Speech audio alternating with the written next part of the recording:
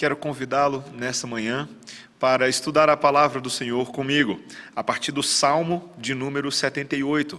Nós estudaremos os primeiros 8 versículos deste Salmo, os versículos 1 a 8. Peço a você que preste bastante atenção na leitura deste texto. Escutai, povo meu, a minha lei, prestai ouvidos às palavras da minha boca. Abrirei os lábios em parábolas e publicarei enigmas dos tempos antigos. O que ouvimos e aprendemos, o que nos contaram nossos pais, não o encobriremos a seus filhos. Contaremos à vindoura geração os louvores do Senhor e o seu poder e as maravilhas que fez. Ele estabeleceu um testemunho em Jacó, instituiu uma lei em Israel e ordenou a nossos pais que os transmitissem a seus filhos, a fim de que a nova geração os conhecesse, filhos que ainda hão de nascer se levantassem e, por sua vez, os referissem aos seus descendentes, para que pusessem em Deus a sua confiança e não se esquecessem dos feitos de Deus, mas lhes observassem os mandamentos, e que não fossem como seus pais, geração obstinada e rebelde, geração de coração inconstante e cujo espírito não foi fiel a Deus. Esta é a Sagrada Escritura. Vamos orar. Senhor, recorremos neste momento ao Espírito iluminador, aquele que testemunha com os nossos espíritos que somos filhos de Deus e que essa palavra é para nós. Dá-nos condições de entendê-la, é o que pedimos em nome de Jesus. Amém. Era uma vez. Quantas vezes você já ouviu essa frase mágica? E é uma frase mágica, basta você dizer ela e você vai obter a atenção de todas as crianças no recinto, desde as comportadas até as bagunceiras. Quer chamar atenção, fala, era uma vez. E é interessante, você não vai chamar somente a atenção das crianças ao dizer isso, você vai chamar a atenção também de muitos adultos. Eu me lembro muito bem quando eu estava na 4ª série e na minha escola fizeram uma peça dessas de fantoche, uma versão daquela conhecida peça dos Saltimbancos. E eu lembro que as crianças e os adultos todos assistiam aquela história com tanto interesse, todo mundo vibrava junto, todo mundo ria junto, todo mundo suspirava em suspense, todo mundo batia palmas. É tão interessante, as histórias nos fascinam. Por que será que nós somos assim? A Bíblia deixa bem claro que Deus nos criou assim, Deus nos criou como seres narrativos. Desde quando os seres humanos, nos tempos antigos, se sentavam ao redor de fogueiras para ouvir histórias sobre caçadas de animais, explorações de territórios, até os dias de hoje, com livros que atiçam a nossa imaginação, filmes, seriados, esses roteiros narrativos nos fascinam e capturam a nossa alma, o início, meio e fim, o desenvolvimento de histórias que nos leva a nos envolvermos com seus personagens, a sentirmos o impacto emocional das crises, a sermos transportados para dentro de um universo construído. E por alguns segundos ou minutos o nosso mundo fica completamente diferente. As histórias que ouvimos, no fim das contas, não são meras distrações para se passar o tempo. O nosso Deus concebeu a própria história com H maiúsculo para nos revelar as verdades mais profundas e nos deu também uma responsabilidade com essa história de Deus para com as gerações futuras, para que elas o conheçam e se transformem. Esse texto de hoje que nós estamos lendo fala justamente sobre isso. E veremos isso em 4 partes. Primeiro, um Deus que se revela por história. Depois, qual é o conteúdo dessa história. Depois, o dever que temos de repassar a história. E quarto, o fato de que as gerações se salvarão pela história. Primeiro, um Deus que se revela por história. Veja o que o primeiro versículo diz: escutai, povo meu, a minha lei, prestai ouvidos às palavras da minha boca. Veja que o salmista aqui do texto é um salmo didático de Asaf. O salmista, ele traz as palavras de Deus e ele é boca de Deus para falar: povo meu, ouça a minha lei, as palavras da minha boca. Veja que a Bíblia diz que esses sagrados escritos que estamos lendo aqui não são apenas uma descrição ou um catálogo de fatos antigos, ou de narrativas fictícias, ou historietas com liçõezinhas. Não, esta é a lei, a norma orientadora que o próprio Deus deu a nós para se revelar e para dar a conhecer a sua própria vontade a nós. Como Richard Pratt, um teólogo norte-americano, diz, ele nos deu histórias cuja narrativa falam de um relacionamento com ele. E o salmista, como boca de Deus agora, nos diz a maneira como Deus quer fazer isso no versículo 2, quando ele fala, abrirei os lábios em parábolas e publicarei enigmas dos tempos antigos. Parábolas e enigmas, literalmente enigmas aqui, escritos obscuros. Veja, não é necessariamente a ideia de ideias ocultistas ou místicas, mas palavras de sabedoria com um sentido mais profundo que vai além daquilo que está aparentemente na superfície. É interessante, o Senhor Jesus Cristo foi muito conhecido por falar em parábolas. E lá em Mateus capítulo 13, versículo 35, ele explicou que essas parábolas eram justamente a maneira de Deus de trazer a conhecer as questões mais misteriosas e ocultas desde antes da criação do mundo. Elas têm uma função espiritual de esclarecer para os simples as coisas profundas, mas ao mesmo tempo de produzir confusão naqueles que se julgam tão entendedores da vontade de Deus. É interessante, lá em Mateus 13, versículo 10, está escrito, então se aproximaram os discípulos e lhe perguntaram, mestre, por que falas em parábolas? Ao que respondeu, porque a vós outros é dado conhecer os mistérios do reino dos céus, mas àqueles isto não lhe é concedido. Por isso lhes falo por parábolas, porque vendo não veem e ouvindo não ouvem nem entendem. Veja que a maneira de Deus falar da forma como Ele fala conosco na Bíblia é justamente porque Ele tem um propósito de fazer a sua palavra conhecida àqueles que precisam conhecer a sua palavra. Mas tem muitos que vão ler essas mesmas palavras e não vão compreendê-la. Ainda em Mateus 13, 15, porque o coração deste povo está endurecido, de mau grado ouviram com os ouvidos e fecharam os olhos, para não suceder que vejam com os olhos, ouçam com os ouvidos, entendam com o coração, se convertam e sejam por mim curados. Bem-aventurados, porém, os vossos olhos, porque veem, e os vossos ouvidos, porque ouvem. Não é de se estranhar que algumas pessoas leiam a Bíblia e não compreendam tanto. É importante que se tenha um ouvido espiritual e um coração inclinado, que o próprio Deus nos dá condições de termos para entender as palavras de vida.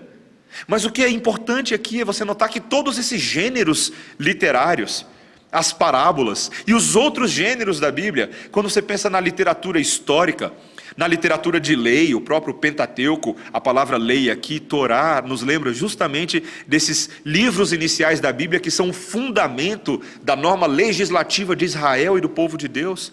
Toda a literatura poética, a literatura de sabedoria, os salmos, o livro de Eclesiastes, a literatura profética, as cartas apostólicas, as cartas à igreja, os evangelhos sinóticos, todas essas maneiras de se expressar nas Escrituras são a única história de Deus para nós. Eu e você estamos hoje, neste momento, diante desta revista de Deus, com seus vários artigos, com seus vários colunistas, e homens com suas opiniões, mas todos eles estão trazendo a mesma e única verdade. Quando Deus selecionou todos esses mais de 40 autores ao longo de 1500 anos para falar a única história de Deus a mim e a você. E eu e você, como bons filhos de Deus, temos o dever de inclinar os nossos ouvidos. As palavras que saem deste santo livro são vida e alimento para nós. E qual é o conteúdo dessa história? Esse é o nosso segundo ponto. Veja que no versículo 5 nós somos lembrados que há um propósito nas antigas narrativas de Israel, quando ele diz, Deus estabeleceu um testemunho em Jacó, uma lei em Israel. Por que Jacó e Israel são citados aqui? Lembre-se que este era o povo com quem Deus se relacionou. Este salmo é um salmo considerado dentro da categoria dos salmos históricos, assim como o Salmo 105, o Salmo 106 e outros. Ele reconta e narra os eventos do passado de Israel. É interessante como Asaf aqui selecionou ao longo desse salmo, eu sei que a gente não leu o salmo todo, mas me permita te dar um contexto. Ele selecionou vários eventos, principalmente do Pentateuco, do livro de Josué, de Juízes, de Samuel, e terminou lá com o reinado de Davi. E esse longo salmo começa, claro, com essa breve introdução até o versículo 8, mas ele vai agora contando vários episódios de descrença, de incredulidade do povo de Deus. Essas duas grandes seções do salmo, uma que começa lá nos versículos 9 a 11 e outra que começa nos versículos 40 a 42, eles vão contando o fato de que o povo do Senhor, Efraim, foi derrotado pelos seus inimigos, porque esse povo se esqueceu do Senhor. Na segunda seção do Salmo, ele atribui as várias rebeliões que Israel passou ao fato de que eles não se lembravam mais do Senhor e da sua lei. E se eles não tivessem se esquecido, o inimigo não teria triunfado sobre eles. Se ao menos eles tivessem lembrado, trazido à memória e vivido obediente, eles teriam gozado da bênção do Senhor. Mas ainda assim, esse salmo, na seção final, ele mostra o presente de Deus, a expressão máxima do seu amor ali por meio do reinado de Davi, nos versículos 65 a 72. Ou seja, todo este salmo vai apontando para o fato de que, apesar de Israel, Deus perseverou com o seu povo, mesmo quando eles não creram. Um Deus que vai purificando o seu povo pelo caminho, vai expurgando também os maus e a maldade daqueles que estão no meio e contaminando. Meus irmãos, Deus nos dá toda essa história e a maneira como Israel respondeu ao Senhor para a nossa instrução, para exemplo. É tão interessante o apóstolo Paulo lá em 1 Coríntios, quando ele está admoestando os coríntios, uma igreja dura, uma igreja complicada, ele volta justamente nessa história que nós acabamos de relembrar.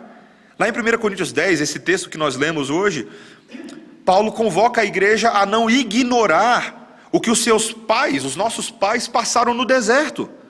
Como mesmo tendo passado pela água do mar, como foram guiados pela nuvem, como comeram do maná de Deus e beberam da água da fonte, que era o próprio Cristo, mas mesmo assim eles acabaram cobiçando as coisas más, eles praticaram imoralidade, eles idolatraram contra o Senhor, e tudo isso fez com que eles colocassem Deus à prova, e acabou trazendo a ira divina sobre eles, de tal maneira que Paulo nos conta que num dia só morreram 23 mil homens, outros tantos foram mordidos por serpentes. E lá em 1 Coríntios 10, 11 ele diz: essas coisas lhe sobrevieram como exemplos, e foram escritas para a advertência nossa, de nós outros, sobre quem os fins dos séculos têm chegado. Meus irmãos, é impressionante como as pressões e as ofertas dos nossos dias facilitam a gente ignorar ou mesmo esquecer as lições do passado.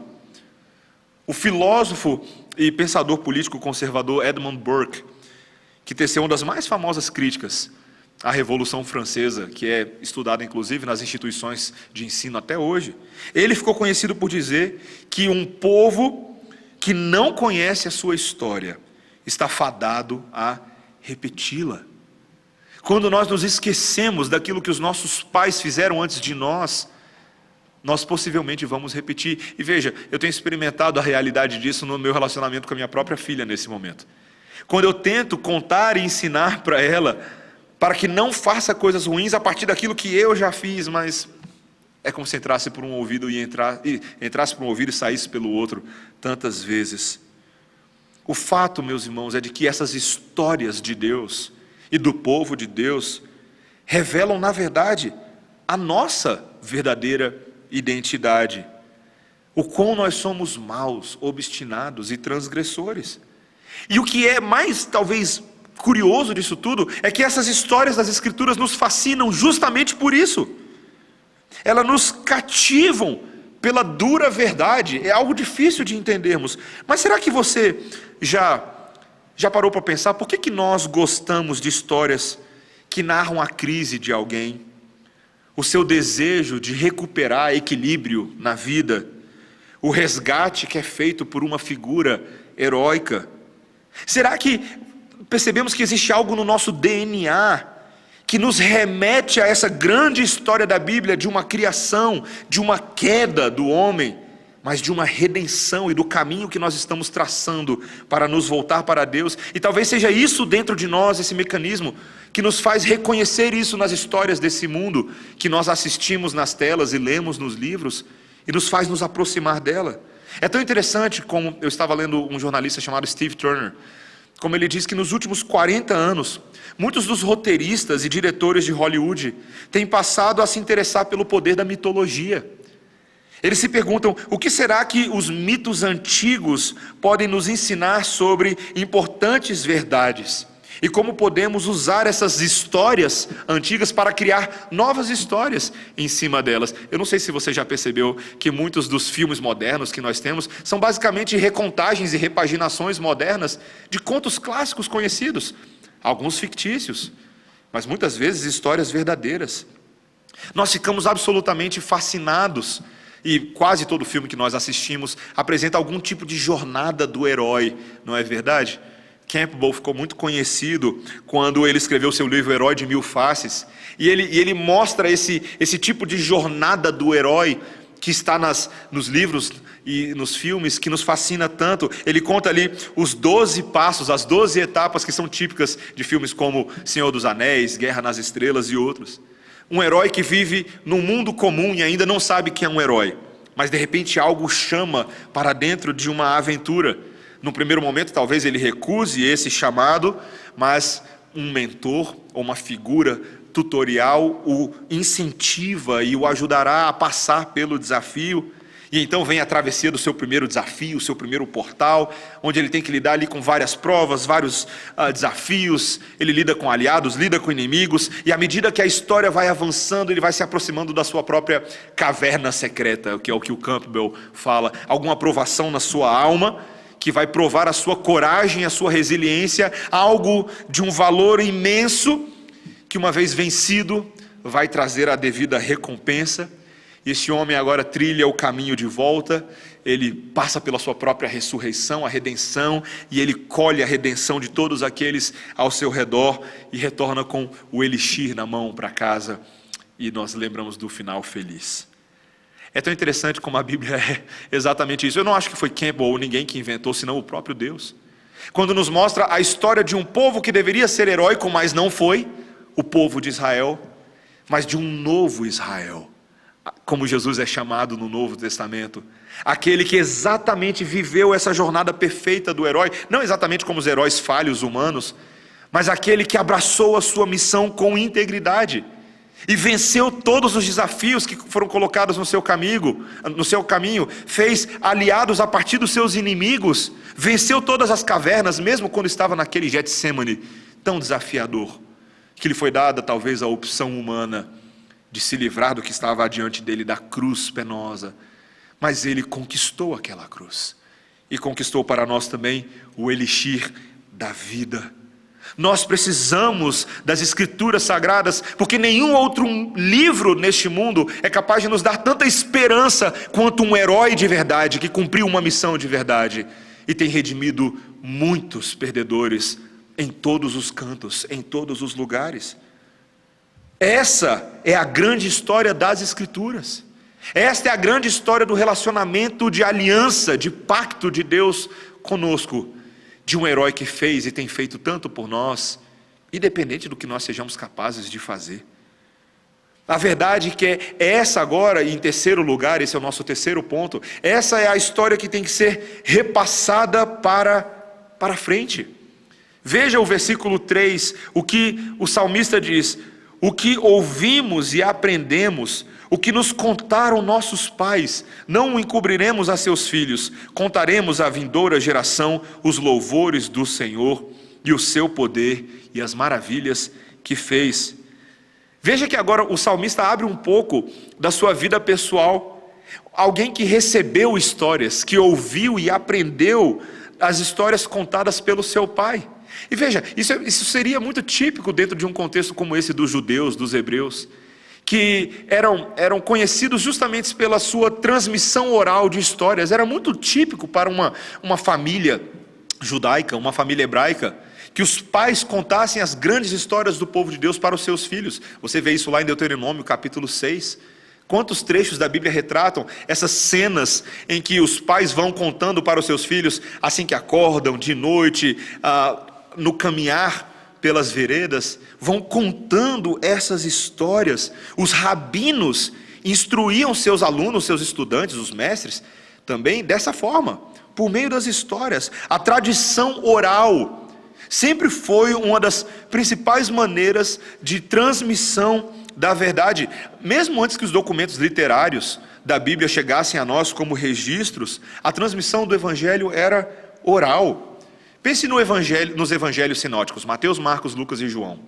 São livros que contam dessas pessoas que vão dando seus testemunhos, que vão contando suas experiências e vão sendo alinhadas e verificadas cientificamente, como Lucas, por exemplo, no início do seu próprio evangelho, ou no livro de Atos, certifica para a gente de que ele fez um apanhado acurado de todos esses relatos, que são confirmados pelo Espírito Santo de Deus.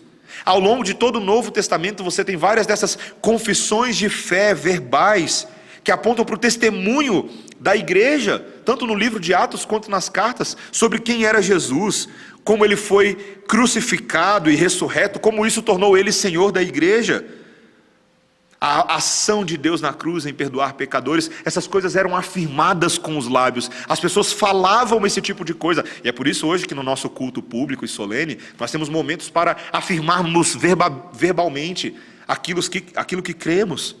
Quantas fórmulas de fé eram faladas pela igreja, até mesmo hinos cristãos históricos que são registrados na Bíblia, cantavam essas maravilhosas verdades. Quando Paulo, em 1 Timóteo 3,16, registra um desses hinos e fala: evidentemente grande é o mistério da piedade, aquele que foi manifestado na carne, foi justificado em espírito, contemplado por anjos, pregado entre os gentios, crido no mundo, recebido na glória. Eu consigo quase ouvir isso sendo cantado pela igreja.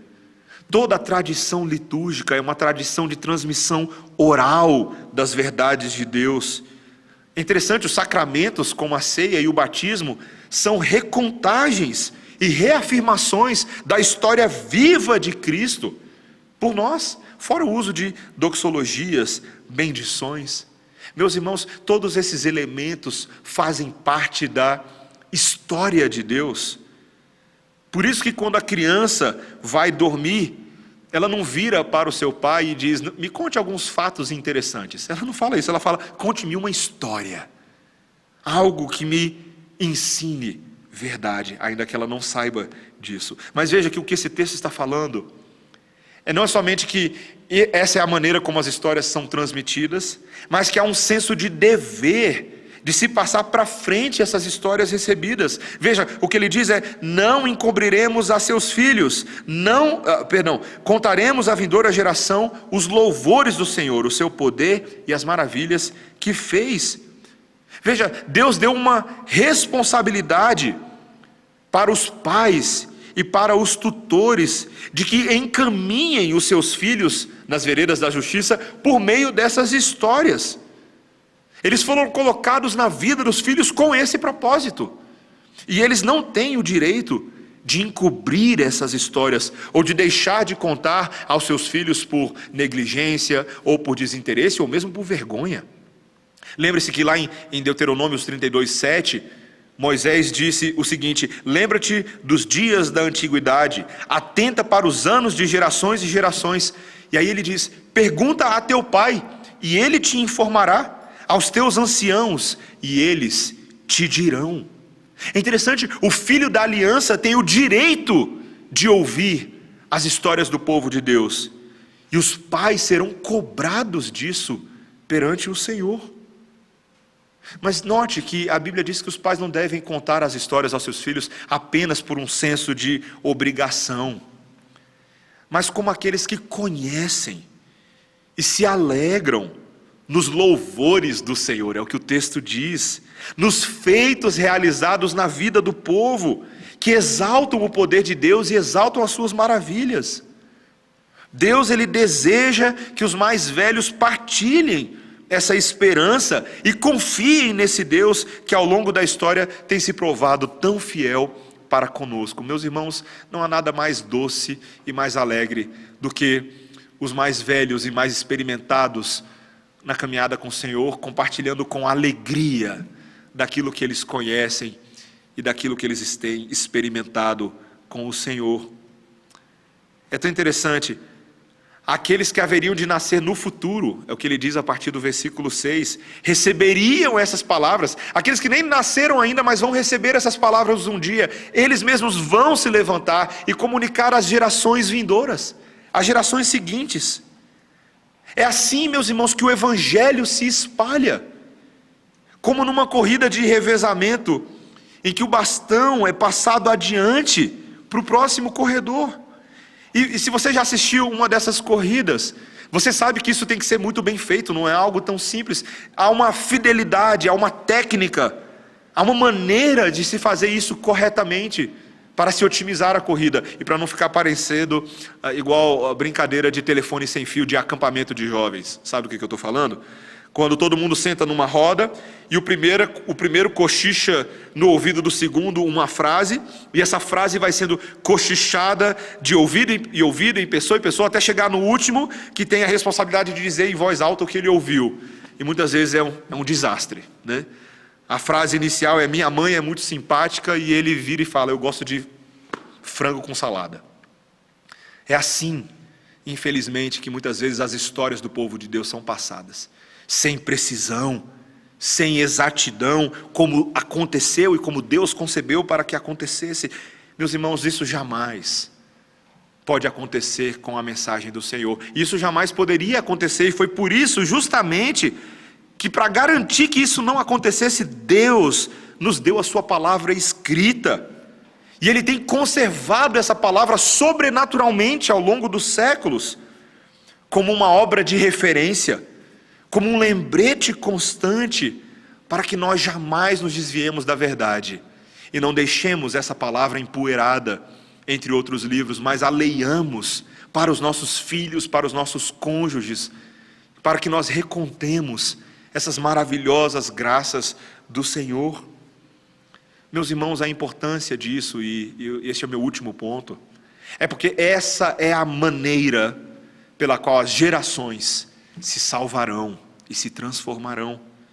Veja que os dois últimos versículos dessa passagem, os versículos 7 e 8, nos lembram os dois grandes objetivos de nós transmitirmos as histórias. O primeiro está no versículo 7, para que as gerações vindouras pusessem em Deus a sua confiança e obedecessem os seus mandamentos. O objetivo da história não é meramente relatar acontecimentos, mas é aprofundar a fé e a obediência dos crentes. Isso certamente começa na história do nosso Senhor Jesus Cristo, na maneira como Ele viveu a vida real todos os dias na Galileia. Aquele homem que viajou por Cafarnaum, aquele homem que interagiu com toda sorte de pessoa e agiu de maneiras exemplares, aquilo nos inspira, aquilo nos incentiva a falar como ele falou, a perdoar como ele perdoou, a amar como ele amou, a andar como ele andou. Nós devemos obedecê-lo por imitação. Nós queremos ser inspirados e encorajados por todos os heróis da fé que imitaram o seu mestre: Raabe, Gideão, Jefté, Davi, Samuel, os profetas, os quais por meio da fé subjugaram reinos, praticaram a justiça, obtiveram promessas, fecharam a boca de leões, extinguiram a violência do fogo, escaparam ao fio da espada, da fraqueza tiraram força, fizeram-se poderosos em guerra, puseram em fuga exércitos de estrangeiros, também foram torturados, passaram por escárnios e açoites, algemas e prisões, foram apedrejados, provados, cerrados pelo meio, mortos a fio de espada, andaram peregrinos, mal vestidos, maltratados, necessitados, mas eram homens, como o autor de Hebreus capítulo 11 nos lembra, homens dos quais o mundo não era digno, cuja fé os levaram a aspirar por coisas superiores. Meus irmãos, essa é a multidão de testemunhas que nós precisamos. São heróis de carne e osso, gente de verdade. E quando nós olhamos para essa multidão de testemunhas ao nosso redor, nós temos condições de ver nesses também o nosso próprio Salvador e deixar tudo de lado. Todas as coisas que nos atrapalham, o pecado que se agarra firmemente em nós. E agora nós continuamos a correr sem desanimar essa maratona que está diante de nós. Nós conservamos os nossos olhos fixos em Jesus, porque é por meio dele que a nossa fé começa e é nele em quem a nossa fé se aperfeiçoa. Todas as histórias apontam para ele, esse que não deixou que a cruz o fizesse desistir. Foi por causa da alegria que lhe estava prometida, que ele não se importou com a humilhação de morrer naquele vil madeiro, e agora está assentado do lado direito do trono de Deus. Esse é o primeiro objetivo. A nossa fé cresce com essas histórias. Mas em segundo e último lugar, nós podemos assim também, como o versículo 8 deixa bem claro para a gente, o último versículo, nós podemos evitar que os filhos fossem como seus pais, obstinados e rebeldes, uma geração inconstante e infiel a Deus. O grande objetivo desse texto é evitar que os filhos ajam exatamente como seus pais. Muitas vezes, quando nós vemos os mais novos se levantando contra a autoridade dos mais velhos, agindo segundo os seus impulsos imaturos e voláteis, quando os mais novos se voltam contra Deus, a gente pode ter certeza que aquele pecado dos israelitas está mostrando os seus dentes tudo de novo. Não há nada de novo debaixo do sol. Só se mudaram as roupas, os iPhones e os Big Brothers. É isso o que nós queremos evitar. Os mais novos, as novas gerações, não pararão de fazer o que é mal só porque a gente está pedindo para eles. Eles precisam saber o que aconteceu quando os antigos tomaram as mesmas decisões e seguiram exatamente pelo mesmo caminho de rebelião. O que foi que Deus fez com aqueles transgressores, mas também como Deus restaurou e abençoou os obedientes. Nós queremos proteger aqueles que estão vindo adiante de nós. Eu encerro fazendo uma pergunta para você. Por que será que em toda a história nós sempre aguardamos um final feliz? Nós sempre aguardamos um final feliz. Por que será que esse elemento de redenção nos atrai tanto?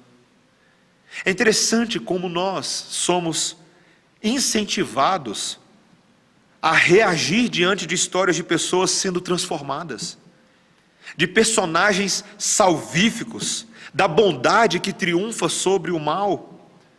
Nós somos incentivados a acreditar na superioridade do propósito e do significado sobre toda e qualquer futilidade, do amor que triunfa sobre o ódio, da verdade sobre a mentira.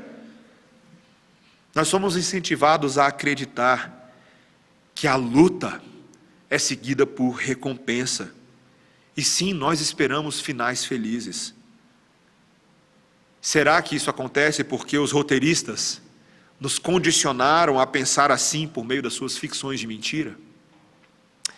E a resposta nas Escrituras é clara que não. Foi porque o grande roteirista deste mundo decidiu escrever a história mais verdadeira de todas, com personagens interativos, mas com um herói de verdade e um final feliz de verdade. Em Cristo Jesus, a história desse mundo converge para a esperança, para aquele que reinará, que reina e reinará poderosamente por todos os séculos, para aquele que, mesmo sendo rei sobre toda a criação, dá atenção aos pequeninos e humildes como eu e você neste momento.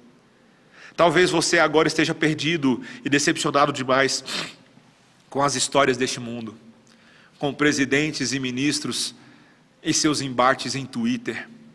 E eu convido você nessa manhã a tirar um pouco o foco dessas narrativas humanas e olhar para a grande história do Deus, cuja infalível pena escreveu a sua história. Se você está em Cristo Jesus hoje, se você crê nele, é porque a história de Deus já te alcançou.